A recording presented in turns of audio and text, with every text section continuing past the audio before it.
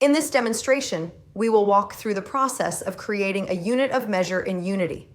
This feature allows you to define how products are stored, transferred, sold, or used, tailored to your needs.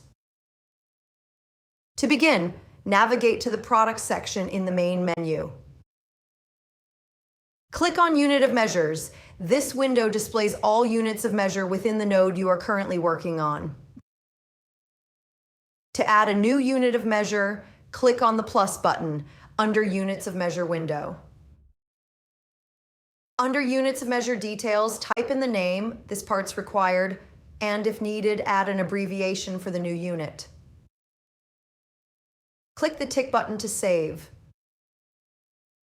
To add a conversion, click on the plus button to add a row under Conversions. Select the unit you want to convert to from the drop-down. In this example, we are converting to each. Next, choose the operator unit from the drop-down, which determines whether the system divides or multiplies during the conversion. Then configure the conversion ratio accordingly. Once set, Unity will show an example of your conversion.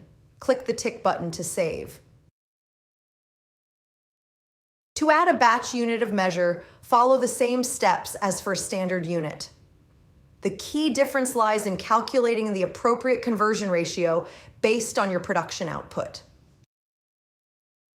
For example, if one batch of 5 kilograms of flour produces 63 dough balls, the unit of measure batch can be created using that conversion ratio. That's it. You've successfully created a unit of measure in Unity. For more tips, check out our other tutorials and user guidance.